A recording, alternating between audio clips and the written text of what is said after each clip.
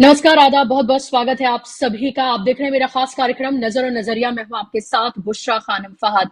6 चरणों का चुनाव गुजर चुका है, एक चरण बचा है। 1 जून को 57 सीटों पर वोटिंग होने जा रही है और उन 57 सीटों में से सबसे अहम है वाराणसी की सीट, जहां से प्रधानमंत्री नरेंद्र मोदी एक बार फिर से मैदान में है और वहीं पर इंडिया गठबंधन ने भी अपनी पूरी ताकत झोंक रखी है। लेकिन मैं आपको बता दूं कि 6 चरण गुजर जाने के बाद अगर हर एक चरण गुजरने और उससे पहले का अगर हम आकलन करें तो तस्वीर आईने की तरह साफ हो जाती है। वो राजनीतिक पंडित जो लगातार टीवी चैनल्स पर बैठकर ये आकलन कर रहे थे कि नरेंद्र मोदी के लिए मेजॉरिटी पाना कोई बहुत मुश्किल काम नहीं होगा। वो 400 पार के नारे को जस्टिफाई करते हुए नजर आ रहे थे। वो टीवी चैनल्स पर बैठकर ये कह रहे थे कि आसानी से मेजॉरिटी में आ जाएंगे, 300 पार हो जाएंगे, 400 पार एनडीए गठबंधन कर लेगा। उन सब ने अपने आकलनों को पूरी तरीके से बदल दिया है। उन्हीं टीवी चैनल्स पर बैठकर बड़े बड़े जो राजनीतिक पंडित हैं वो अब ये कहते हुए नजर आ रहे हैं 6 चरणों के गुजर जाने के बाद या उससे पहले भी लगभग 4-5 चरण गुजर जाने के बाद अब वो ये कहते हुए नजर आ रहे हैं कि बीजेपी अपने बलबूते पर मेजॉरिटी नहीं लाने जा रही है, यानी कि वो जादुई आंकड़ा 272 का वो पार करने नहीं जा रही है। ये लगभग सभी राजनीतिक पंडित जो सो कॉल्ड आपको पता है कि किस तरफ जाते हैं, वो सब भी अब ये कहते हुए नजर आ रहे हैं। कोई कह रहा है कि टिकट वितरण जो है वो बहुत कमाल का किया गया है इंडिया गठबंधन की तरफ से। कोई कह रहा है कि इस बार कोई जो राष्ट्रीय मुद्दा होता है बड़ा, जिसकी लहर हमने 14 या 19 में देखी, वो नजर नहीं आ रही है। कोई कह रहा है कि ये चुनाव जनता वर्सेस नरेंद्र मोदी होता हुआ नजर आ रहा है। लेकिन इस सब का लुब्बे लुबाब ये है, सबका कंक्लूजन ये है कि 6 चरण गुजर जाने के बाद सिर्फ अब 57 सीटें बची हुई हैं और तस्वीर पूरी तरीके से साफ हो गई है कि इस बार नरेंद्र मोदी की हालत बेहद खराब है। मैं बीजेपी इसलिए नहीं कहती हूं क्योंकि बीजेपी अब 2 लोगों की पार्टी बन गई है, वो है नरेंद्र मोदी और अमित शाह, और दोनों की ही हालत खराब है। अब आप ये सोचें, लोकतंत्र में अगर एक पार्टी पहले से ये कहने लगे कि 5 चरणों में ही हमें 300 सीटें हमें मिल चुकी हैं, तो फिर रिजल्ट का ही इंतजार वो क्यों कर रहे हैं? अभी से ही वो सब कुछ घोषित कर दें। और इसी तमाम के डर की वजह से, या ये कहें कि अब कोई भी स्टोन अनटर्न नहीं छोड़ना चाहता है इंडिया गठबंधन। यही वजह है कि 1 जून को इंडिया गठबंधन यानी कि कांग्रेस ने, मल्लिकार्जुन खड़गे ने इंडिया गठबंधन की बैठक बुलाई है, जिसमें तमाम दल शामिल होने जा रहे हैं, जिसमें आगे की तमाम रणनीति जो है वो तय होने जा रही है। आपको पता है कि लगातार इन 6 चरणों में जो वोटिंग हुई है और उस वोटिंग के दौरान, जिस दिन वोटिंग हुई है, आपने तमाम जगहों पर देखा जहां जहां इंडिया गठबंधन मजबूत था, उनमें से ज्यादातर सीटों पर क्या कुछ हुआ, यहां तक कि किस तरह से ईवीएम्स पकड़ी गई, किस तरह से बूथ जो है उस पर क्या कुछ करने की कोशिश की गई ताकि किसी भी तरीके से ये पूरा चुनाव जो है या उस सीट पर चुनाव अपने पक्ष में लाया जाए। इन्हीं तमाम चीजों को देखते हुए 4 जून का दिन भी बेहद महत्वपूर्ण है, क्योंकि जो वोटिंग में नहीं हो सकता वो हो सकता है जिस दिन काउंटिंग हो वो किया जा सके। बहुत सारे ऐसे एग्जाम्पल्स मौजूद हैं जहां पर काउंटिंग धीमे की गई, जहां लास्ट मोमेंट पर पूरे तरीके से लग रहा था कि विपक्ष का नेता जीत रहा है और लास्ट मोमेंट पे कुछ हजार से एकदम से बाजी पलट गई। इन्हीं तमाम चीजों को देखते हुए इंडिया गठबंधन ने अपनी बैठक बुलाई और ये भी तय करने के लिए कि 300 पार हम करने जा रहे हैं। ये कॉन्फिडेंस लगातार इंडिया गठबंधन के तमाम बड़े नेता ये कॉन्फिडेंस देते हुए नजर आ रहे हैं, ये बात कहते हुए नजर आ रहे हैं कि 300 पार इंडिया गठबंधन करने जा रहा है, वो अपनी सरकार बनाने जा रहे हैं। कौन होगा प्रधानमंत्री का चेहरा, क्या होगा पोर्टफोलियो, क्या क्या चीजें किस तरह से होंगी 4 जून को, उस सब की तैयारी के लिए 1 तारीख की ये बैठक बुलाई गई है। लेकिन उससे पहले आप तमाम चीजों को समझिए। इन 6 चरणों में 1 चरण के बाद प्रधानमंत्री के बोल कैसे बदले, क्योंकि उन्होंने देखा कि असलियत तो कुछ और है। दूसरे, तीसरे, चौथे, 5वें और 6ठे चरण के बाद तक तो उन्होंने बिल्कुल ही एक तरह की तमाम मर्यादाओं को उन्होंने लांघ दिया।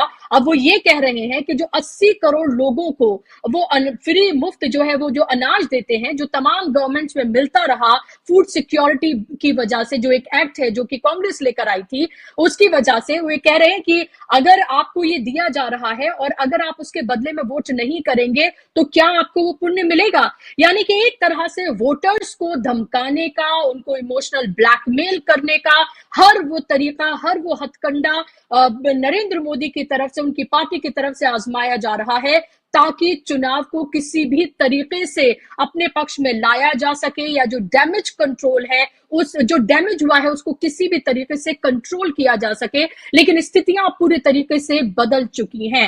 अब जो मेन स्ट्रीम, तथा कथित मेन स्ट्रीम जो मीडिया है, उसमें बैठने वाले तमाम विश्लेषक, वो तमाम लोग जो तमाम तरह के सर्वे कराते हैं, वो तमाम एजेंसीज जो तमाम तरह के सर्वे कराकर ये बताती रही अब तक आपको कि कैसे भारतीय जनता पार्टी बहुमत में आने जा रही है और एक बार फिर से सरकार बनाने जा रही है, उन तमाम जो विश्लेषक हैं, वो तमाम लोग अब अपनी ही बात से एक तरह से पलटते हुए नजर आ रही हैं। एक बार और मैं आपको आगाह कर दूं, 4 जून 5 बजे, 1 जून के लिए मैं आपको आगाह कर दूं, क्योंकि 1 जून जैसे ही वोटिंग खत्म होगी 6 बजे के बाद फौरन ही आप देखिएगा कि एग्जिट पोल तमाम चैनल्स लेकर आएंगे, ये तथाकथित मेन स्ट्रीम मीडिया, और उसमें भी एक माहौल बनाने की कोशिश जरूर की जाएगी, और वो आखिरी कोशिश उनकी तरफ से की जाएगी। लेकिन ईवीएम में लोगों ने किस्मत का फैसला कैद कर दिया है।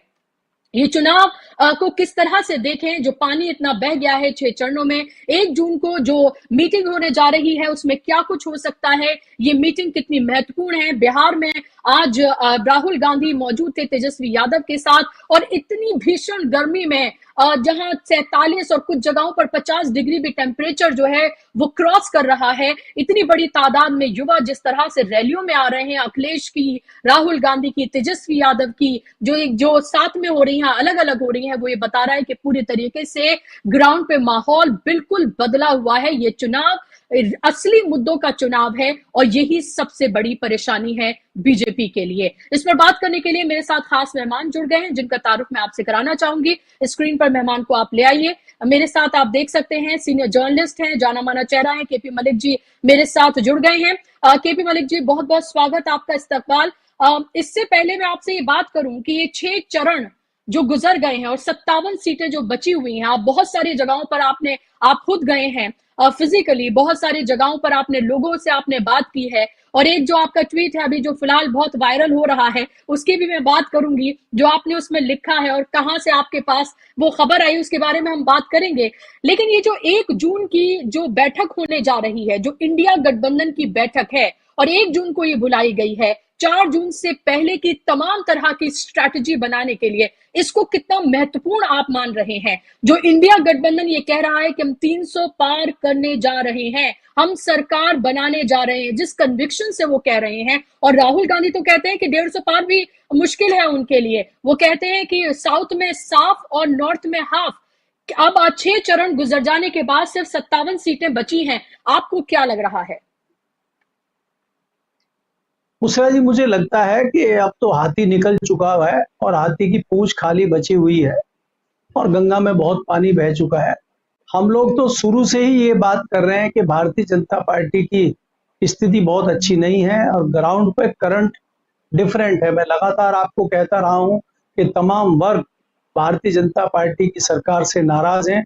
अगर आप प्रथम चरण की बात करें, हमारी प्रथम चरण के दौरान भी और उसके बाद भी लगातार आपके चैनल पे भी बात होती रही, तो मैंने ये कहा था कि अगर आप पश्चिमी उत्तर प्रदेश की बात करें, जिस तरह से एक वर्ग बहुत नाराज था और लगातार पंचायतें कर रहा था, भारतीय जनता पार्टी ने उसको बहुत हल्के में लिया, और भारतीय जनता पार्टी 400 पार के अहम में डूबी रही, और उनको ये दिखाई दिया, चौथे चरण आते आते उनको समझ में आ गया कि ये खाली पश्चिमी उत्तर प्रदेश या उत्तर प्रदेश की बात ही नहीं है, ये पूरे देश में माहौल बन चुका है।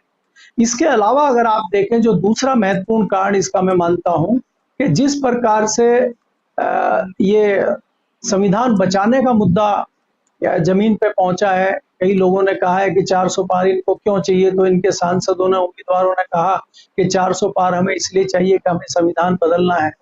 तो जो संविधान के बलबूते आज कई जगह पहुंचे हैं, या संविधान को मानते हैं कि संविधान ने हमें ताकत दी है, संविधान ने हमें कितना बड़ा हथियार दिया है जिसके बलबूते पे हम सारी चीजें कर पा रहे हैं, चाहे वो आरक्षण हो, चाहे वो रोजगार हो, चाहे वो उनका अधिकार हो, वो सारा मिला हुआ है। अगर संविधान में बदलाव हो जाए तो हमारा अधिकार भी छीन सकता है, हमारा रोजगार भी छीन सकता है और हमारा आरक्षण भी छीन सकता है। तो कहीं ना कहीं उनमें एक ऐसी हवा फैल गई जिससे कि वो एग्रेसिव होके भारतीय जनता पार्टी के खिलाफ आ गए। क्योंकि आप देखेंगे, अगर मैं उत्तर प्रदेश के परिप्रेक्ष्य में बात करूं कि 2019 में मायावती और समाजवादी पार्टी और राष्ट्रीय लोकदल मिलकर चुनाव लड़ रहे थे। जहां जहां हाथी था वहां खूब वोट दबा के उनको मिला और समाजवादी पार्टी का, राष्ट्रीय लोकदल का वोट भी उनको मिला। लेकिन जहां हाथी नहीं था वहां हाथी के वोटर ने भारतीय जनता पार्टी को वोट दे दिया था, क्योंकि वो साइकिल को उस लिहाज से पसंद नहीं करता है और साइकिल का जी। विरोध करता है। क्योंकि मायावती और अखिलेश में जिस प्रकार से विरोध रहता है उसको देख के वो थोड़ा विरोधी रहता है। लेकिन इस बार जब हमने उन लोगों से बात की तो उनका कहना यह था कि हम अखिलेश को वोट नहीं दे रहे, हमें संविधान बचाना है। हम गठबंधन को वोट दे रहे हैं, हम कांग्रेस को वोट दे रहे हैं, हम राहुल गांधी को वोट दे रहे हैं, ताकि हम इन लोगों से संविधान की रक्षा कर सके। और आप बुशरा जी, आज जो ये सारे तमाम पंडित आगे बताने लगे हैं, हम लोग शुरू से ये मान के चल रहे हैं कि भारतीय जनता पार्टी, और आज भी मैं उस पर अड़ी हूं कि भारतीय जनता पार्टी 200 के आसपास रहेगी। अगर भारतीय जनता पार्टी 200 के आसपास रहती है तो ऑटोमेटिकली 300 के आसपास गठबंधन पहुंच जाता है। दूसरी बात यह है, अगर आप देखेंगे कि जितने वोटर हैं ये दलित वोटर, इसमें सबसे बड़ा मैं आपको मुद्दा बताया आरक्षण का। और दूसरा जो सबसे बड़ा मुद्दा है जिसने भारतीय जनता पार्टी को बड़े लार्ज स्केल पर डैमेज किया है, वो अग्निवीर का मुद्दा है। क्योंकि जितना युवा है बेरोजगार है, और ये तो 100% एक ऐसी बेरोजगारी हो गई है कि आप अगर अग्निवीर भी बनते हैं, आप सेना में भी जाते हैं, उसके बावजूद 4 साल के बाद आपको बेरोजगार होना है। तो ये मुद्दा बहुत खराब मुद्दा भाजपा के लिए रहा और बहुत अच्छा मुद्दा ये विपक्ष के लिए रहा। और राहुल गांधी ने इस पर बहुत फोकस किया।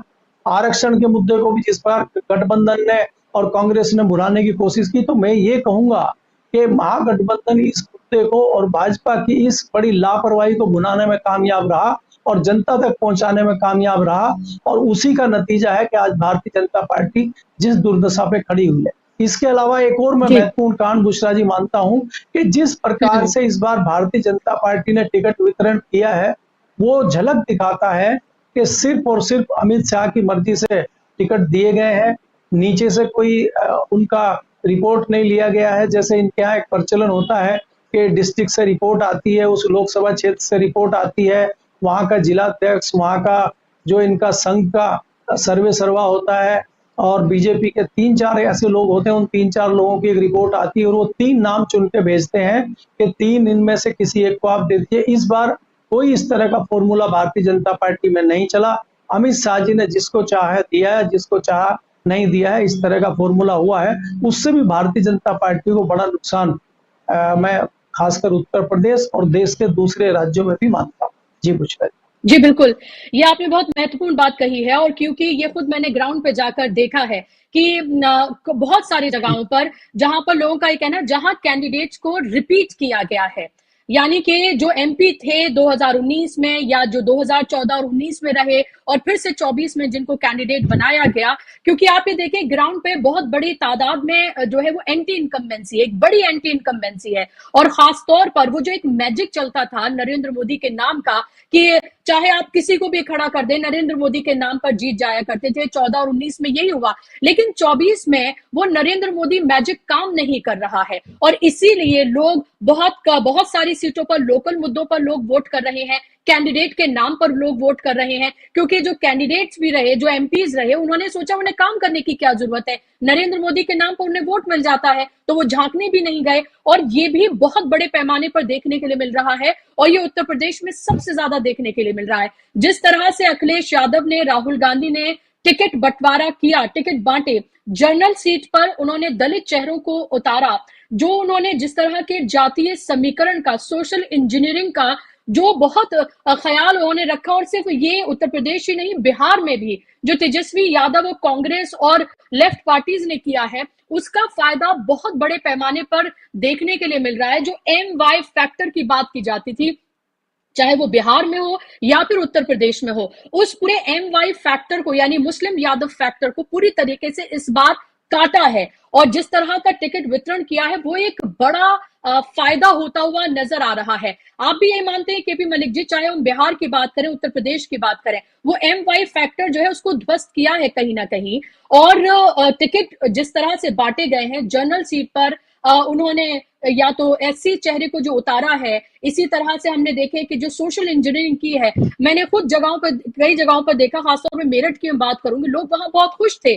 और जो SC तबका, दलित तबका, जो कहीं ना कहीं साइकिल या हाथ पर नहीं जाता था, और हाथी जहां उन्हें मजबूत नहीं लगता था, तो वो कमल पर वोट दबाता था। लेकिन इस बार ये परिस्थिति पूरी तरीके से बदल गई है। क्या आपको लग रहा है ये तमाम फैक्टर महत्वपूर्ण रोल अदा कर रहे हैं?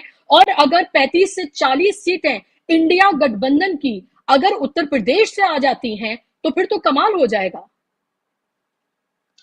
देखिए बुशरा जी, अगर आप उत्तर प्रदेश की बात करें, जिस तरह से आपने कहा, इसमें एक महत्वपूर्ण फैक्टर और भी है कि मायावती का भी जो टिकट वितरण है वो भी अधिकतर जगहों पे गठबंधन को सपोर्ट कर रहा है, या कई जगह भारतीय जनता पार्टी को नुकसान पहुंचा रहा है। कुछ सीटों पे हो सकता है अखिलेश यादव को नुकसान पहुंचाए, लेकिन समाजवादी पार्टी को जो सबसे ज्यादा फायदा हो रहा है, जिसको हम देख रहे हैं, मायावती का जो वोटर है वो लगातार गठबंधन को वोट दे रहा है, चाहे वो मुस्लिम कैंडिडेट को वोट दें, क्योंकि मायावती ने, अगर आप देखेंगे, कई जगहों पे मुस्लिम कैंडिडेट को वोट दिया है और वहां पे अखिलेश यादव का कास्ट कॉम्बिनेशन के हिसाब से कोई दूसरा व्यक्ति खड़ा हुआ। कई जगह पे तो ऐसा समीकरण बन रहा है कि अखिलेश यादव ने पांडे को टिकट दे दिया, पंडित जी खड़े हुए हैं, और मायावती ने मुस्लिम को वोट दे दिया है।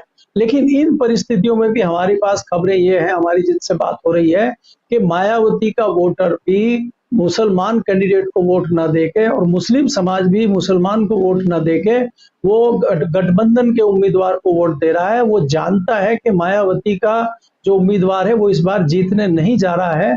तो मोटे तौर पर हम ये कह सकते हैं कि मायावती अधिकतर सीटों पे वोट कटवे का काम कर रही है। कुछ सीटें हैं जहां पे वो हो सकता है कि सीट निकाल ले बसपा। इसके अलावा मायावती फैक्टर जो है भारतीय जनता पार्टी को बड़े तौर पे नुकसान करती हुई मुझे नजर आ रही है। दूसरा जो पॉइंट आपने रखा है कि भारतीय जनता पार्टी ने जो टिकट बंटवारा किया है, जहां पे एकदम से भारतीय जनता पार्टी को टिकट बदलने चाहिए थे, उसमें ब्रजभूषण शरण सिंह की केशरगंज की सीट है, टैनी की सीट है, फतेह उनकी खीरी की, लखीमपुर खीरी की सीट है, और संजीव बालियान की मुजफ्फरनगर की सीट है। ऐसी तमाम सीटें हैं जो उनको बदलनी चाहिए थी, उनके कैंडिडेट अमित शाह ने नहीं बदले। और जहां अगर वो नहीं बदलते तो अच्छे रिजल्ट होते, जैसे मेरठ की सीट पे भाजपा को कैंडिडेट नहीं बदलना चाहिए था, गाजियाबाद की सीट पे भारतीय जनता पार्टी को अपना कैंडिडेट नहीं बदलना चाहिए था, बहुत अच्छी उनकी छवि थी, बहुत बढ़िया वो कर रहे थे।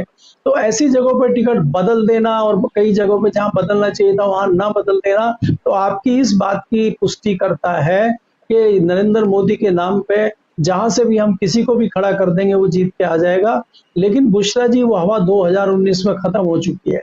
ना आज वो 2019 का मोदी जी का चेहरा है, ना वो आज 2019 के हालात हैं। देश में जो हालात हैं वो हालात बदल चुके हैं। और आज अगर आप देखेंगे, भारतीय जनता पार्टी ने जिस प्रकार से शाम दाम दंड भेद सब कुछ किया है और तमाम मुद्दों को, तमाम चीजों को लाने की कोशिश की है, हिंदू मुस्लिम करने की कोशिश की है, तमाम चीजों की करने की कोशिश है, लेकिन जनता उस ओर गई नहीं है। और जनता, और इस बार एक चीज और महत्वपूर्ण आपको देखने को मिलेगी इन चुनाव में, मैं मानता हूं कि इस बार दलित और पिछड़ों का जो योगदान भारतीय जनता पार्टी को इस चुनाव में है, मैंने अपने 3 दशकों के जीवन में, पत्रकारिता के जीवन में, इस तरह का योगदान दलित और पिछड़ों में नहीं देखा है, जिनको इस बार वो चुपचाप वोट कर रहे हैं। दूसरा, मुस्लिम फैक्टर को अगर आप देखते हैं कि मुस्लिम फैक्टर को भड़काने के लिए कई बार उसको इंजेक्शन लगाने की कोशिश दोनों तरफ से हुई है, लेकिन मुस्लिम समाज जिस प्रकार से शांत चुपचाप बैठा हुआ रहा है पिछले 5 सालों में इन चुनाव के दौरान, मुझे लगता है कि मुस्लिम समाज भी चुपचाप अपनी रणनीति यही कर रहा था कि हमें सिर्फ हराने पर ध्यान देना है। और उसने ये देखा है कि भारतीय जनता पार्टी को कौन सा कैंडिडेट है, उन्होंने ये नहीं देखा कि ये किस पार्टी का है, हमारा मुफीद है कि नहीं है, उन्होंने ये नहीं देखा। उन्होंने ये देखा कि हराने में मुफीद है कि नहीं है, उसको बढ़ चढ़ के वोट किया है, और 99% मुस्लिम समाज ने उनको वोट किया है। तो ये भी भारतीय जनता पार्टी की हार का बड़ा कारण बनेगा। और मैं आपको ये भी बता दूं कि भारतीय जनता पार्टी को उत्तर प्रदेश में इन तमाम कारणों की वजह से बहुत बड़ा नुकसान और डैमेज होने जा रहा है। इसके अलावा एक जो दो फैक्टर ऐसे हैं जिनको आप इग्नोर नहीं कर सकते। आरएसएस जिस प्रकार से इन चुनाव से बिल्कुल कटी रही, बिल्कुल दूर रही, वो भारतीय जनता पार्टी के नुकसान के लिए बहुत बड़ा कारण है। जिस प्रकार से योगी खाली दिखावे के लिए रैलियां कर रहे हैं, जा रहे हैं, लेकिन मन से वो लड़ाई नहीं लड़ रहे हैं, उनके कार्यकर्ता और उनके लोग मन से लड़ाई लड़ रहे हैं, तो ये भी भारतीय जनता पार्टी के लिए बहुत घातक सिद्ध होता हुआ मुझे नजर आ रहा है। और मैं ये कह रहा हूं कि नतीजे लगभग लगभग आ चुके हैं और भारतीय जनता पार्टी का मॉरल डाउन है। आप किसी नेता से बात करें या आपने कोई चुनाव अगर कवर किए होंगे पिछले दिनों, तो उनका मॉरल बहुत ज्यादा डाउन है। हमारी बातचीत हुई है सुल्तानपुर में, मेनका गांधी से भी बातचीत हुई है, हमारे पत्रकारों ने भी बातचीत की है, मैंने वहां के पत्रकारों से बातचीत की है, जौनपुर के उम्मीदवार से बातचीत की है, अमेठी में लोगों से बातचीत की है। तो भले ही ये अमेठी में कुछ भी कहते रहे, लेकिन अमेठी का चुनाव जिस बार आपने देखा कि इस बार हुआ है, संजय सिंह वहां के राजा हैं आज भी, और उनको आप इग्नोर कर रहे हैं। उनको आप कहीं वो वोट डालने के समय आपको नहीं दिखते हैं, कहीं कैंपेनिंग में नहीं दिखते हैं। आप वहां योगी का प्रयोग नहीं कर रहे हैं जो उत्तर प्रदेश के मुख्यमंत्री हैं। आप वहां खुद कोशिश कर रहे हैं राजा भैया से मिलने की, धनंजय को लाने की, और वहां के जो लोकल विधायक हैं पांडे, उनके घर जाने की। तो अमित शाह की ये सारी कार्य प्रणाली जताती है कि हताश और उदास और निराशाजनक स्थिति भारतीय जनता पार्टी की है, और ये खाली डैमेज कंट्रोल 5वें चरण तक करते रहे और इनके हाथ में से सारी चीजें निकल गई और अब 7वां चरण बचा हुआ है। अब मुझे नहीं लगता कि अब कुछ हो पाए। जी जी, बिल्कुल। और यही वजह है कि जब पंजाब में जाते हैं तो वहां पर कह देते हैं कि उनसे खून का रिश्ता है, और किस तरह से जो पंच प्यारे हैं उनमें से एक को आप कह देते हैं कि उनके चचा की बात जो है वो जिन्होंने कही थी नरेंद्र मोदी ने, वो सबने सुना। या फिर वो कह रहे हैं कि आपको अपने वोटर्स की गुलामी करनी है तो आप वो करें, वोट बैंक की गुलामी करनी है, मुजरा करना है तो आप करें। तब लगा शायद इससे भी बात नहीं बन रही, ये भी उल्टा पड़ता हुआ नजर आ रहा है। तो पुण्य और पाप का हिसाब करने लगे और लोगों को एक राजा की तरह, आप जैसे प्रजा सामने हो, ये लोकतंत्र ना हो, इस तरह से बात करने लगी कि मैंने तुम्हें फ्री दिया है, अगर तुम मुझे नहीं वोट दोगे तो फिर तुम पाप के भागीदार होगे। ये तमाम बातें एक वो नेता कह रहा है जो लगातार जो चैनल्स पर जाकर ये कहता हुआ नजर आ रहा है, या उससे पहले ये कहते हुए नजर आए कि भाई 400 पार हम करने जा रहे हैं और हम अपने बलबूते पर हम सरकार बनाने जा रहे हैं। अगर वो इतने ही कॉन्फिडेंट होते तो उनको ये तमाम चीजें करने की जरूरत नहीं होती है। साफ तौर पर बताता है कि कैसे ये चुनाव पूरे तरीके से निकल चुका है भारतीय जनता पार्टी के हाथ से। और ये पिछले 1.5 महीने में जो पूरी तरीके से कहानी बदली है, वो तमाम चीजें आप सो कॉल्ड गुलाम मीडिया जो है वो उन चैनल्स पर भी आपको देखने के लिए मिलेगी। वो तमाम विश्लेषक जो पैसे लेकर तमाम तरह के विश्लेषण करते हैं, या फिर वो एजेंसीज जो तमाम तरह के सर्वे करती हैं, जो बहुत आराम से ये कहती हुई नजर आती थी कि 400 पार होने जा रहा है, अपने दम पर वो चुनाव जीतने जा रहे हैं। अब आप ये देखें कि वो 272 भी कहने में झिझक रहे हैं कि अपने बलबूते 272 भी वो लेकर आएंगे या फिर नहीं। और यही वजह है, इन्हीं तमाम चीजों को देखते हुए ये पूरा कॉन्फिडेंस है इंडिया गठबंधन का, वो और ज्यादा बढ़ गया है। और आप ये देखिए कि प्रशांत किशोर जैसे एक शख्स को लेकर आना, उसके हवाले से एक माहौल क्रिएट करने की कोशिश करना, लेकिन उनकी हवा भी एक पत्रकार ने पूरी तरीके से निकाल दी। तो वो तमाम चीजें सामने हैं। लेकिन आपसे मैं ये जानना चाह रही हूँ केपी मलिक जी, 1 जून की ये बैठक कितनी महत्वपूर्ण आप मानते हैं? क्योंकि हम ये देख रहे हैं कि लगातार मुस्तैदी से, चाहे बूथ हो, चाहे स्ट्रांग रूम हो, उसके बाहर तमाम मुस्तैदी इंडिया गठबंधन जहां जहां जो पार्टियां मजबूत हैं वो दिखा रही हैं, वो देखने के लिए मिल रहा है। इसलिए अलग अलग जगहों से ईवीएम्स पकड़ी गई हैं और वो मुस्तैदी हमें बूथ पर भी देखी। क्या 4 जून को जिस दिन काउंटिंग है उस दिन क्या कुछ खेल हो सकता है? और क्योंकि असली खेल तो 4 जून के बाद ही होना है, लोगों को यह भी समझना महत्वपूर्ण है। क्या आपको लग रहा है ये उसकी तैयारी है जो 1 जून को इंडिया गठबंधन ने बैठक बुलाई है कि हर कदम फूक फूक कर रखना है, कोई भी बाल के बराबर भी बारीक भी कोई ऐसी भूल ना हो जाए जिसकी वजह से बाद में कोई भी मलाल हो कि ये कर देते तो शायद ये हो जाता? बुशरा जी, यहाँ पे हमें 2 चीजें देखनी होंगी।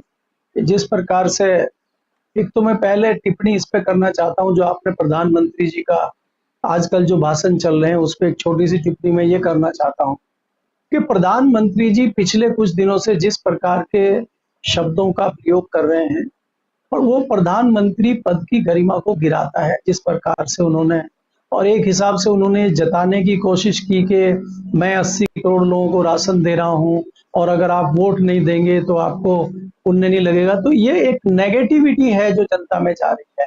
जनता जो इस पे बहुत ज्यादा ध्यान भी नहीं देती, वो देती है कि हमें आपने भिखमंगा समझा है, तो वो इस तरह से उस अंदाज में उसको ले रही।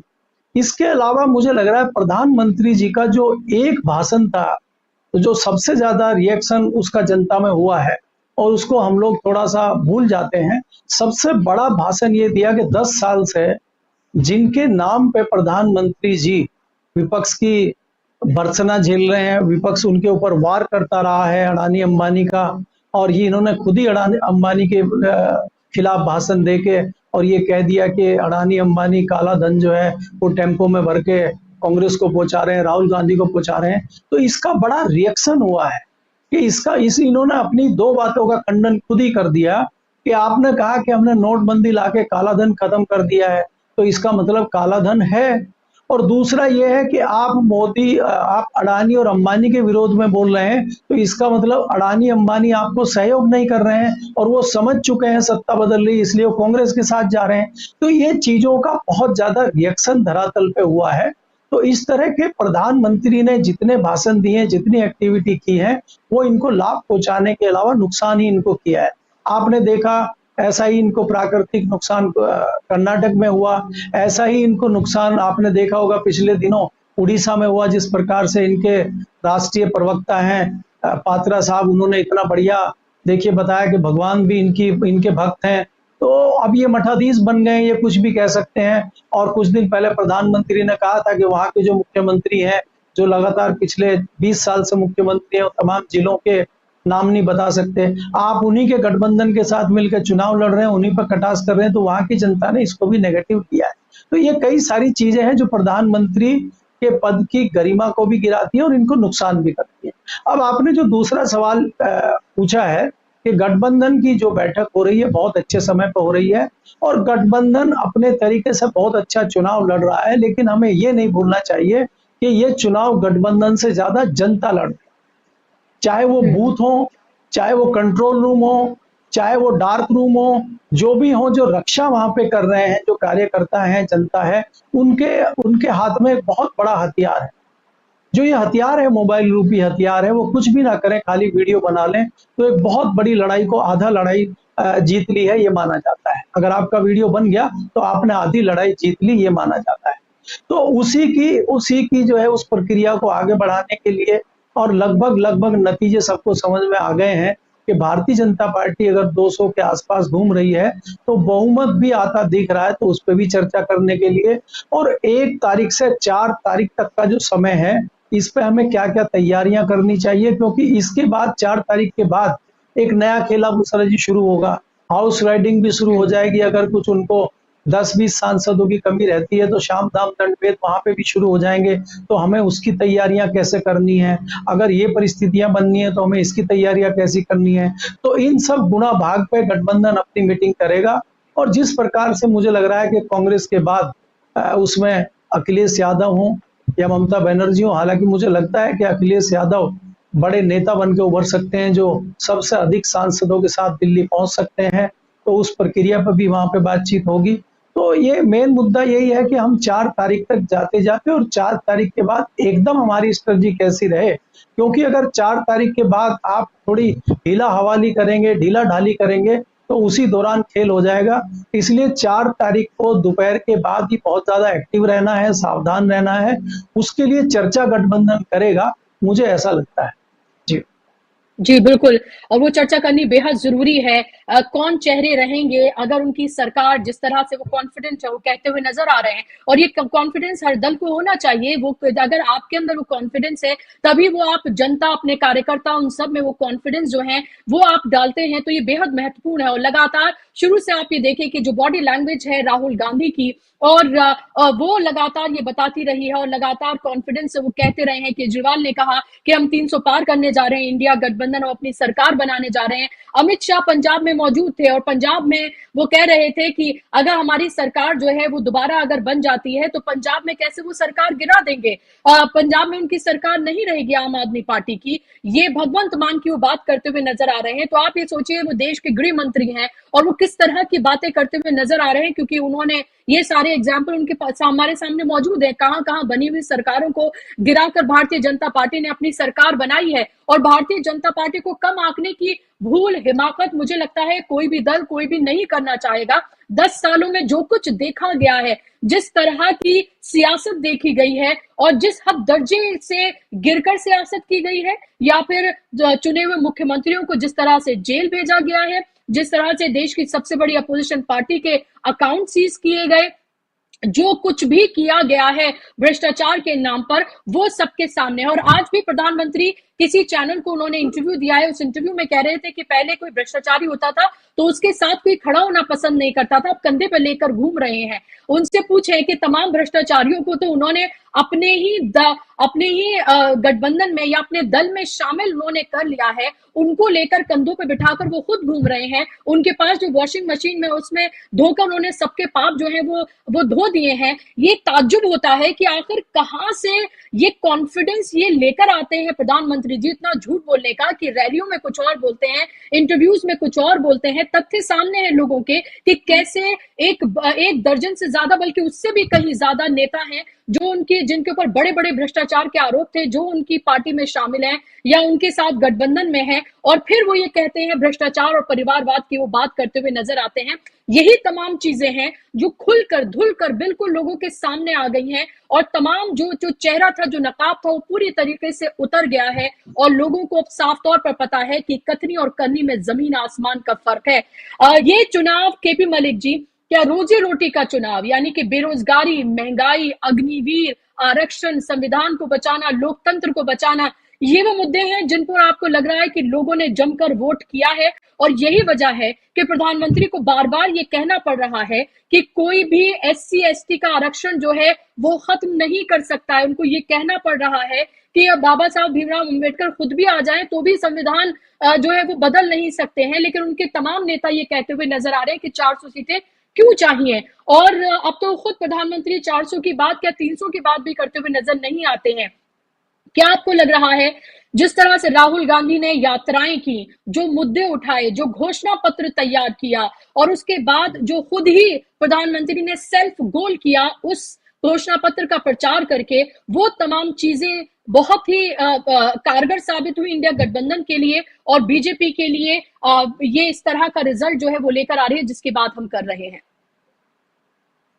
बुशरा जी, देखिए, जिस तरह से प्रधानमंत्री जी बोल रहे हैं, जिस तरह से अमित शाह जी बोल रहे हैं, इसमें कहीं ना कहीं एक घमंड दिखाई देता है। और प्रधानमंत्री जी तो मान चुके हैं कि वो देव पुरुष हैं, वो तो धरती पे अवतरित हुए हैं और जब तक वो पूरा राक्षसों को नहीं मिटा देंगे तब तक वो धरती पे ही रहेंगे। वो तो दूसरे ख्यालों में चले गए। अब उनसे कोई इस प्रकार की अपेक्षा करना कि वो नॉर्मल बात करेंगे, बेईमानी है। रही अमित शाह की बात, वो अपने अंदाज में बात करते हैं, उनको ठोकना पीटना आता है तो वो ठोकने की अंदाज की बात कर रहे हैं। आप पंजाब की बात करते हैं।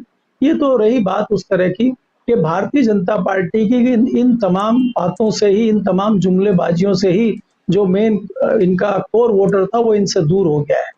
इनके कई सारे ऐसे वर्ग के वोट हैं जो hard core voter Bharatiya Janata party के थे और आज वो भारतीय जनता पार्टी से दूर हैं। और उसमें राजपूत समाज और जो पिछड़ा दलित समाज था, वो इनका कोर वोटर था, वो इनसे दूर हो गया है। शहरी वोटर को अगर आप देखेंगे, हम देखा है कि शहरों में जिस प्रकार से कम फीसदी वोट डल रहे हैं सब तमाम शहरों में, वो जताता है कि शहरी वोट भी भारतीय जनता पार्टी को उस अंदाज में नहीं पड़ रहा है जिस प्रकार पड़ता था। अब अगर आप तीसरी बात करते हैं गठबंधन की, देखिए, राहुल गांधी ने बहुत अच्छा मैनिफेस्टो बनाया, सारी चीजें की, लेकिन राहुल गांधी के लिए भी चुनौती कम नहीं है। राहुल गांधी अगर आते हैं, राहुल गांधी के नेतृत्व में सरकार बनती है या कांग्रेस की सरकार बनती है, तो कांटों का ताज उनके सिर पर रखा जाएगा। जिस प्रकार से उन्होंने MSP की घोषणा की है, जिस प्रकार से उन्होंने तमाम घोषणाएं अपने उसमें की है, हम जैसे लोग जो आज मोदी जी के ऊपर आरोप लगा रहे हैं, अमित शाह जी के ऊपर आरोप लगा रहे हैं, हम ही लोग सबसे पहले लोग होंगे जो MSP पे अग्निवीर पे, रोजगारी बेरोजगारी पे और भुखमरी पे जवाब मांगने वाले, सवाल उठाने वाले लोग होंगे। तो इसलिए इतना आसान नहीं है उनके लिए भी कि उस चीज को एकदम से करें।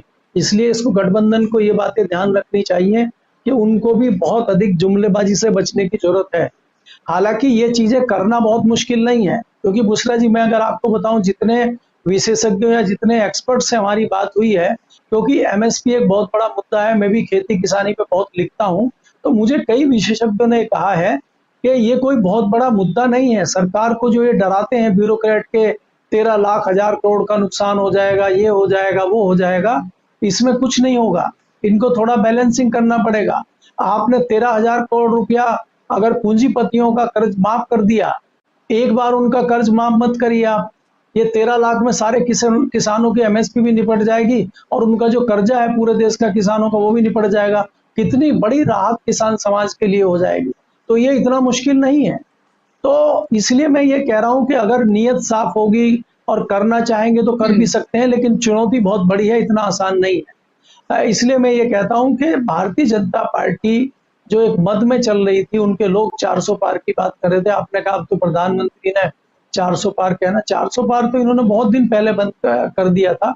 अब तो ये 300 फिर बहुमत पे आ गए थे। अब ये खुद मान के चल रहे हैं कि हमारी सरकार बिना एनडीए के नए एलाइज के नहीं बन रही है, और ये मान के चल रहे हैं कि नए एलाइज के साथ भारतीय जनता पार्टी के एनडीए की सरकार बन रही है।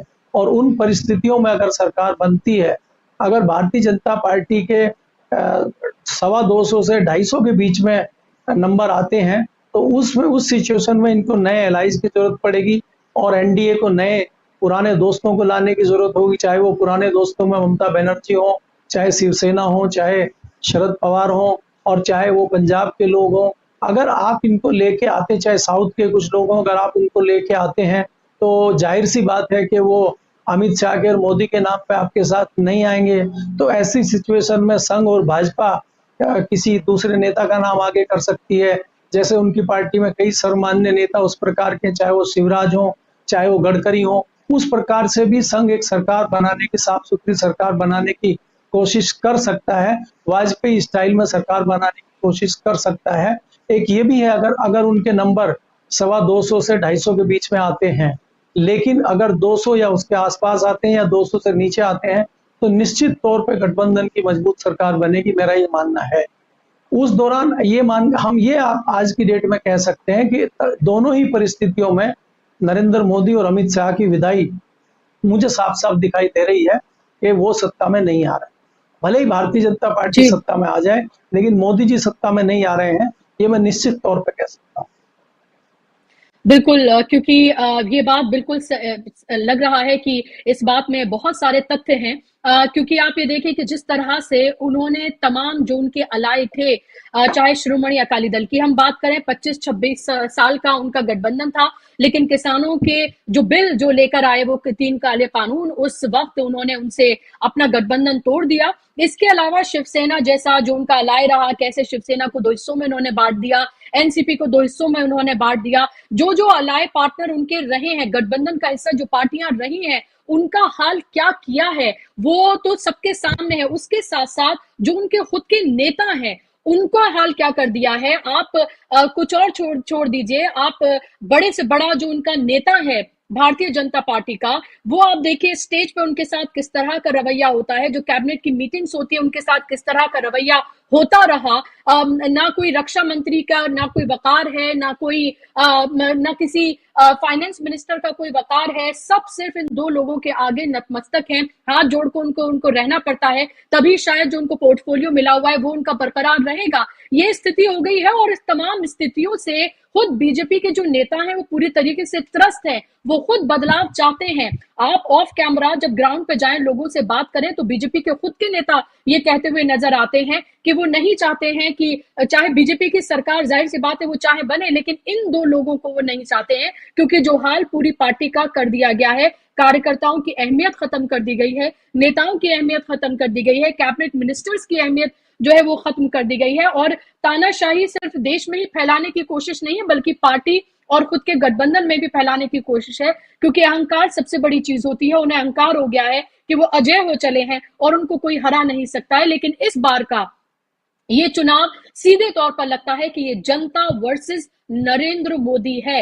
आपको लग रहा है केपी मलिक जी, जनता वर्सेस नरेंद्र मोदी के इस चुनाव में जनता विजयी होने जा रही है? जब जब आंदोलन हुए हैं, जब जब जनता ने डिसाइड कर लिया है कि सत्ता परिवर्तन होना है, तो आप कोई भी साम दाम दंड भेद लगा लीजिए, आप कितनी ही मैनिपुलेशन कर लीजिए, आप कितने ही कॉर्पोरेट हाउसेस का आप सहारा ले लीजिए, जनता सर्वोपरि है, उसके आगे फिर सबको झुकना पड़ता है। देखिए बुशरा जी, अगर आप देखें लगभग एक डेढ़ एक सवा साल पहले जब महागठबंधन की शुरुआत हुई थी और नीतीश कुमार जी ने इसके सर्वे सर्वा या सेनापति बनने की बात हुई थी, पटना में पहली मीटिंग हुई थी, उसके बाद लगातार कई दौर की मीटिंग हुई और हमने बीच में गठबंधन को बनते और टूटते भी देखा और बीच में कई लोगों को यह भी लगा था कि ये गठबंधन इनका मुकाबला नहीं कर पाएगा, इस गठबंधन में इतना दम नहीं है और ये भी काफी हद तक भारतीय जनता पार्टी का शीर्ष नेतृत्व उसको तोड़ने में, छिनभिन करने में कामयाब भी रहा। लेकिन कहीं ना कहीं जिस प्रकार से कांग्रेस के राहुल गांधी ने यात्रा की और जिस प्रकार से जो क्षेत्रीय दल हैं, चाहे वो ममता बनर्जी हो, चाहे वो तेजस्वी हो, चाहे वो अखिलेश यादव हो और चाहे वो शिवसेना के उद्धव ठाकरे हो, ये लोग जैसे डटे रहे तो उससे एक संजीवनी गठबंधन को मिली है। और इसके अलावा जो सबसे अहम रोल है, जो जनता का अहम रोल है, जनता ने कहीं ना कहीं ऐसा रिएक्शन दिया है। अगर आप चौथे चरण के बाद देखें, राहुल गांधी की और अखिलेश की रैली जो उत्तर प्रदेश में देखी गई है, उसमें इतनी भीड़ का आना, बिना बुलाए आना जताता है कि कहीं ना कहीं जनता चुनाव लड़ रही है और जनता बहुत एग्रेसिव मूड में है। और बुशरा जी, यहाँ पे हमें ये भी देखना होगा कि ये खबर ब्यूरोक्रेसी को भी है और ब्यूरोक्रेसी भी इस चीज को लेकर संशय में है कि अगर ब्यूरोक्रेसी थोड़ी भी कहीं गड़बड़ करने की कोशिश करेगी तो उसको जनता ही सामने आएगी और जनता ही उसका विरोध करेगी और जनता का विरोध करने का तरीका अपना अलग होता है। इसलिए ब्यूरोक्रेसी भी बहुत ज्यादा रिस्क नहीं लेगी और कुछ लोग हो सकते हैं जो अनिल मसीह टाइप के लोग हों, हर एक जो कोई भी ब्यूरोक्रेट खड़ा होकर साथ दे देगा गलत में, ऐसा नहीं है, लेकिन चुनिंदा कुछ लोग हैं, वो बहुत ज्यादा महत्वपूर्ण होंगे या बहुत ज्यादा असर कर पाएंगे मुझे नहीं लगता, क्योंकि मुंह बहुत तगड़ा है। अगर अंतर छोटा मोटा हो या छोटा मोटा विरोध हो या आपके सामने विरोधी कमजोर हो तो आप उसको दबा सकते हैं। जब एक मुंह आ गया हो तो वहां पे कोई उसका मुकाबला नहीं करना चाहता और कोई उसमें नहीं फंसना चाहता है। तो मैं इसलिए निश्चित तौर पे आपकी बात को आगे ले जाते हुए कहता हूं कि ये चुनाव गठबंधन लड़ रहा है, इसमें कोई दो राय नहीं है, लेकिन गठबंधन से अधिक जनता लड़ रही है और जनता में भी जो गरीब जनता है, जो दलित और पिछड़े वर्ग की जनता है, वो इस चुनाव को लड़ रही है। मैं यहाँ पे ये भी हमें सोचना होगा कि जो अगड़े वर्ग के आने वाले लोग हैं, अगड़े वर्ग की जो जातियां हैं, वो इस चुनाव को नहीं लड़ रही। थोड़ा सा आप कह सकते हैं कि ठाकुर समाज के लोगों ने जो विरोध किया, जो पंचायतें की हैं, वो खुलेआम भारतीय जनता पार्टी के सामने आए हैं।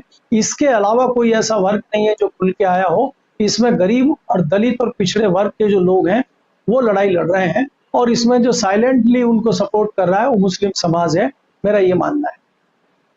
बिल्कुल, जिनके पेट भरे हुए हैं, जो आलीशान अपने घरों में रहते हैं, एसी चलाकर आराम से चादर तान के सोते हैं, जिनकी सैलरीज या तो टाइम पर उनके अकाउंट में क्रेडिट हो जाती हैं, जिनको अपनी जॉब जाने का कोई डर नहीं है, या फिर जिनके कारोबार इस तरह के चल रहे हैं, शायद वही तमाम लोग हैं जो अब ये कहते हुए नजर आते हो कि राष्ट्र के नाम पर, या फिर मोदी हैं, मोदी एक ऐसा अवतार है जो उतर कर आए हैं, वही सिर्फ देश को बचा सकते हैं। वो चंद मुट्ठी भर लोग ही अब बचे हुए हैं और उन वोटर्स में भी उस तरह का कोई भी जोश नहीं है। मैंने खुद अपनी आंखों से देखा है कि जहां पर आम आदमी पार्टी या फिर कांग्रेस का जो बूथ लगे होते हैं, जहां से आपको पर्चियां लेनी होती हैं, वहां पर तो भीड़ होती है, लेकिन जहां पर भारतीय जनता पार्टी के लगे होते हैं, वहां बिल्कुल जो उनके पन्ना प्रमुख है वो खाली बैठे होते हैं, कोई जोश नजर नहीं आता। और इससे साफ जाहिर है कि जो वोटर है, जो कोर वोटर है भारतीय जनता पार्टी का, उसमें किसी तरह का एक्साइटमेंट नहीं है। अगर उसे चुनना हो कि वो वेकेशंस पे जाना चाहेगा, फ्राइडे सैटरडे संडे पड़ रहा है,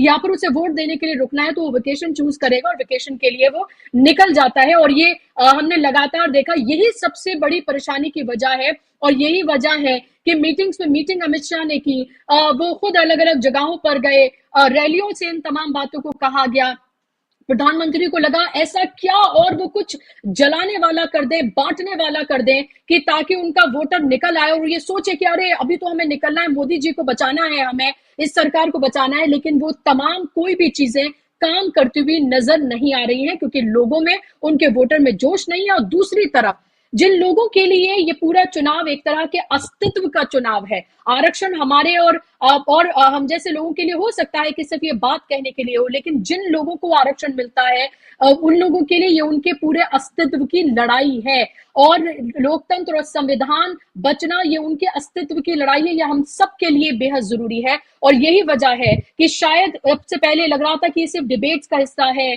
ये सिर्फ शायद सोशल मीडिया पर ये बात हो रही है, लेकिन जब आप जमीन पर उतर के लोगों से बात करें तो लोग कहते हैं कि ये लोकतंत्र और संविधान को बचाने की लड़ाई है, ये आरक्षण को बचाने की लड़ाई है। लोकतंत्र संविधान बचेगा तभी आरक्षण बचेगा। और ये लड़ाई रोजी रोटी की लड़ाई है, बेरोजगारी की लड़ाई है, ये महंगाई के खिलाफ ये लड़ाई है, अग्निवीर के खिलाफ ये लड़ाई है, और किसानों के जो राइट्स हैं, जो उनके मुद्दे हैं, जो कर्ज माफी है या एमएसपी जैसे जो कानून है, उनकी ये लड़ाई है। और साफ तौर पे लड़ाई जमीन पर होती हुई नजर आ रही है। यही वजह है कि आप ये देखिए 200 से ज्यादा रैलियां तेजस्वी यादव कर चुके हैं और लगातार कमर में बेतहाशा दर्द पकड़ पकड़ के वो चल रहे हैं, दो लोगों का सहारा लेकर, व्हील चेयर पे बैठकर, लेकिन एक योद्धा की तरह वो सामने आए हैं। और उस अकेले अकेले उन्होंने इस पूरे चुनाव की कमान बिहार में संभाली है और योद्धा की तरह वो उभरे हैं। और हजारों की तादाद में युवा उनकी रैलियों में आते हैं और पूरी ताकत, बिहार की बात करूं तो पूरी ताकत लगा दी। इतनी रैलियां शायद भी प्रधानमंत्री ने कहीं की हो जहां जितनी उन्होंने बिहार में की हैं। और पलटू चाचा के साथ में, जो पलटू चाचा जिनको वो कहते हैं तेजस्वी यादव, उनके साथ में आने के बाद भी कहानी पलटती हुई नजर नहीं आ रही, बल्कि एक सिंपैथी वेव है। युवाओं को नौकरी जो दी और जो वादा किया, 17 महीने में जो काम किया, वो सब काम करता हुआ नजर आ रहा है। लास्ट कमेंट आपसे मैं लेना चाहूंगी, क्या आपको लग रहा है ये युवा, चाहे तेजस्वी यादव, राहुल गांधी, अखिलेश यादव, और इसमें हम शामिल कर सकते हैं अरविंद केजरीवाल को भी, उधर हम स्टैलिन को हम शामिल करें, ये तमाम वो चेहरे हैं जो एक मजबूत कड़ी की तरह सामने निकल कर आए। और यही वजह है कि युवा बड़े पैमाने पर जुड़े, जनता तो साथ में है, लेकिन सबसे बड़ा युवा वर्ग जो है, जो कि हमारे देश की पॉपुलेशन का सबसे बड़ा हिस्सा है, क्या आपको लग रहा है उन युवा चेहरों पर, उन युवाओं को सबसे ज्यादा भरोसा है? जितने नाम आपने लिए हैं बुशरा, इसमें एक नाम आप भूल गए, हेमंत जी, हेमंत जो सोरेन जी, सोरेन है, वो भी, हेमंत सोरेन जी, हेमंत सोरेन भी मुख्य भूमिका है, उनको भी जी, मुख्यमंत्री रहते हुए जेल में भेजा गया है। तो ये तमाम नाम है, इसमें कोई दो राय नहीं है कि ये आज ऐसे गंभीर टाइम पे लड़ाई लड़ रहे हैं और उस लड़ाई को जीतने के कगार पे हैं। और मैं इससे इससे पहले एक चीज आपको, एक जुमला बताना चाहता हूँ। हमारे यहाँ जो चलता है कि जब आपका समय होता है तो आपको, जब आपका समय खराब चल रहा होता है तो आपको ऊंट पे बैठे हुए को कुत्ता काट लेता है, और जब आपका समय अच्छा चल रहा होता है तो आप कुछ गलत भी करते हैं तो वो सही हो जाता है। अब आज अगर आप देखेंगे कि ये स्थिति आ गई है कि भारतीय जनता पार्टी के जो राष्ट्रीय अध्यक्ष हैं, वो ये इंटरव्यू देते हैं एक इंडियन एक्सप्रेस को कि हमें आरएसएस की जरूरत नहीं है। अब आप ये बताइए कि आरएसएस जिसके बलबूते पे आप सारे चुनाव में लड़ते हैं, जिसके कंधों पे बैठ के आप चलते हैं, जिसके पन्ना प्रमुख आप बनाते हैं, सारी एक्टिविटी आपको उसी की जरूरत नहीं। दूसरा, आपने जैसे तेजस्वी का नाम लिया कि जिस प्रकार से पिछले दिनों तेजस्वी इतने लोकप्रिय हुए हैं, और मैं मानता हूं कि तेजस्वी का लोकप्रिय होना, जो वो चंद महीने डिप्टी सीएम रहे हैं और चंद महीने के बीच में उन्होंने लाखों नौकरियां, वहां रोजगार लोगों को देने का काम किया है। अब वो भले ही आपने कुछ लाख तो दिया हो, लेकिन वो ऐसा परसेप्शन बन गया, ऐसी वेव वहां चल गई कि दिया जा सकता है। अगर आपकी नियत, अगर सरकार की नियत है तो सरकार कर सकती है। तो उसका सपोर्ट बहुत ज्यादा तेजस्वी को मिला। और तेजस्वी एक लोकप्रिय नेता है और वो भी पिछड़े वर्ग से, ओबीसी से आते हैं, इसलिए लोगों को लगता है कि हमारे समाज का एक व्यक्ति है। और जब भी नीतीश कुमार बात करते हैं, वो हमेशा 20 साल पहले की बात करते हैं कि 20 साल पहले ये था, जंगल राज हो जाएगा। वो अपने 20 साल के कार्यकाल की बात कभी नहीं करते हैं। और अभी तो उनका भी ये हो गया है कि वो भी बोलते कुछ है, मुंह से कुछ और निकलता है। अभी वो मोदी जी को मुख्यमंत्री बना रहे थे, और अभी आपने देखा कि प्रधानमंत्री जी ये कह रहे थे कि जितने घोटालेबाज बिहार में हैं, हम उनको सबको बंद कर देंगे। तो तेजस्वी ने कहा कि भाई बंद करिए, अभी देखिए आप बंद कर क्या होता है। तो आप घोटालेबाज छोड़े कहाँ है आपने जो आप बंद करेंगे। तो मेरा कहने का मतलब ये है कि ये जो भी चीजें अभी कर रहे हैं सारी चीजें उल्टी जा रही हैं, और यही जताता है कि 7वें चरण में भयंकर विरोध इसमें हो रहा है, क्योंकि आप देखते जाएंगे जितना असर छठे चरण में था वो 7वें में उससे अधिक दिखेगा आपको। जो तीसरे में था चौथे में आपने ज्यादा देखा, चौथे वाले से ज्यादा पांचवें में देखा, 5 से ज्यादा छठे में देखा, अभी 7वें में भयंकर है। आप अगर देखें, हम लास्ट में थोड़ी चर्चा करें, बनारस में जहां से प्रधानमंत्री जी लड़ रहे हैं, जो उसके आसपास की सारी सीटें हैं, वहां भयंकर विरोध भारतीय जनता पार्टी का है। आप सोचिए कि वहां पे जितनी सीटें हैं उस पे बहुतायत में यादव हैं, बहुतायत में कुर्मी हैं, बहुतायत में दलित समाज है, मुस्लिम समाज है। इन तमाम सीटों पर भारतीय जनता पार्टी का विरोध है। ठाकुर समाज जो थोड़ा बहुत आपके साथ रहता था उसको ऑलरेडी आपने नाराज किया हुआ है। तो भारतीय जनता पार्टी किस बलबूते पर वहां चुनाव जीतना चाहती है। मैं ये नहीं कहूंगा कि मोदी जी चुनाव हार रहे हैं, मोदी जी तो चुनाव अपने तरीके से जीत ही जाएंगे, लेकिन जो आसपास की सीटें हैं वहां पे आप क्या करें। अफजाल अंसारी को कैसे हराएंगे आप, बाकी लोगों को कैसे हराएंगे वहां। तो इसलिए भारतीय जनता पार्टी की जो आसपास की जीते हुए सीटें थी वो सब खतरे में खड़ी हुई दिखाई दे रही हैं। और वहां फिर मैं आपको अंत में यही कहता हूं कि वहां पे जो 33 से 38% जो पिछड़ा समाज रहता है वो अपना संविधान बचाने के लिए वोट कर रहा है, और जो बाकी 20 से 25% मुस्लिम रहता है वो संविधान बचाने में उनका साथ दे रहा है। और यही ऐसा समीकरण बनता है जो भारतीय जनता पार्टी को पलटी दे रहा है। तो इसलिए मैं निश्चित तौर पर कह सकता हूं कि भारतीय जनता पार्टी को पूरे देश में ही नहीं, सबसे अधिक नुकसान उत्तर प्रदेश में होता मुझे दिखाई पड़ता है। जी बुशरा जी। बिल्कुल, और यही यही सबसे बड़ी चिंता का विषय है। 80 में से 80 पार का उन्होंने नारा दिया था, लेकिन एक भी सभाओं में 80 में से 80 की बात वो करते हुए नजर ही नहीं आ रहे हैं, क्योंकि उन्हें पता है कि पिछला रिकॉर्ड भी उनके लिए बचाना बेहद मुश्किल है। अगर वो हाफ सेंचुरी यानी कि 50 भी ले आए तो बहुत बड़ी बात होगी भारतीय जनता पार्टी के लिए, और यही सबसे बड़ी परेशानी की वजह है। और सबसे ज्यादा अगर एंटी इनकम्बेंसी किसी राज्य में नजर आ रही है और सबसे ज्यादा विरोध और युवा रैलियों में सबसे ज्यादा उमड़ कर आ रहे हैं, तो वो राज्य उत्तर प्रदेश है। और आपको याद रखना चाहिए वहां योगी आदित्यनाथ जैसे मुख्यमंत्री हैं, और उसके साथ साथ आप ये भी देखिए कि राम मंदिर वो भी उत्तर प्रदेश में, अगर वहां की फैजाबाद की सीट भी अगर श्योरिटी ना हो कि वो जीत रहे हैं और पूरी तरीके से ये लग रहा हो कि वो भी इंडिया गठबंधन के पाले में जा सकती है, तो आप समझ सकते हैं कि उत्तर प्रदेश का माहौल फिलहाल क्या है। जिन कम्युनल लाइंस पर बांटने की कोशिश की गई थी वो कम्युनल लहर ना तो नजर आती है, ना कोई मंदिर की लहर नजर आती है, ना ही मोदी का वो जो चेहरा जो है ना ही वो नजर आता है। और इसकी एक बात की आपने देखा होगा, जब वाराणसी में जब डिंपल यादव और प्रियंका गांधी ने रोड शो किया था तो कितनी बड़ी तादाद में लोग थे, और कल अखिलेश यादव और राहुल गांधी वाराणसी में होंगे। तो मैं यही बोल रही हूं कि इस बार कोई भी स्टोन अनटर्न नहीं छोड़ना चाहता है इंडिया गठबंधन, और तमाम जगहों पर अपने उसने पूरी ताकत लगाई हुई है। बहुत बहुत शुक्रिया केपी मलिक जी, आपने वक्त दिया, आप हमारे साथ जुड़े, तमाम तरह के तथ्यों पर और तमाम चीजों पर आपने बात की। शुक्रिया आप तमाम लोगों का भी इस कार्यक्रम का हिस्सा बनने के लिए। इंतजार 4 जून का है, और जो अब तक हम देख रहे हैं 1 जून को बैठक होने जा रही है इंडिया गठबंधन की, देखना ये होगा उसमें क्या कुछ फैसले लिए जाते हैं, क्या महत्वपूर्ण चीजें हैं जिन पर बात की जाती है। और 4 जून की तारीख ना सिर्फ रिजल्ट के लिए, लेकिन क्या रिजल्ट आता है और उसके बाद क्या कुछ नया खेल शुरू होता है, उसके लिए भी बेहद महत्वपूर्ण है। और सबसे तेज नतीजे आप देखेंगे डीबी लाइव पर सुबह 6 बजे से ही। हमारे साथ आप जरूर जुड़िएगा। अभी के लिए मुझे दीजिए इजाजत, नमस्कार।